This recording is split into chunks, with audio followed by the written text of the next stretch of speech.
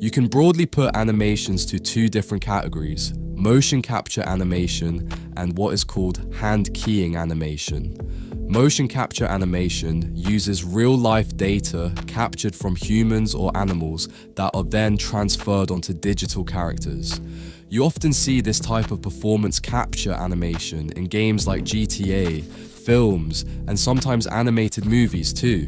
However, this motion capture data usually needs to be cleaned up by an animator after it's captured manually.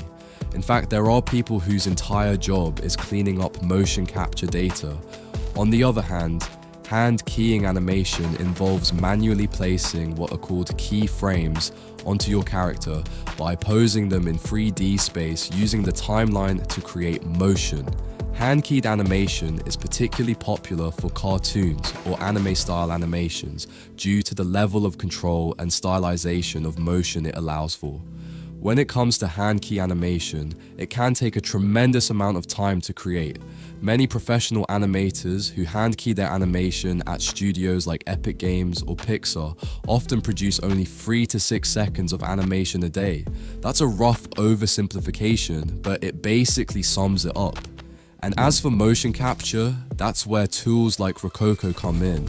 While motion capture can generate animation data much faster than hand keying, it often looks lifeless and stiff, especially if it hasn't been manually cleaned up by an experienced 3D animator.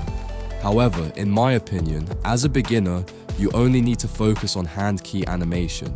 It allows you to understand and master the fundamentals of animation faster, and you can always learn how to clean up motion capture data later. Starting with hand key animation just makes more sense. Now, whether you want to dive deep into hand keying or explore motion capture cleanup down the line, these courses will set you on the right path. So,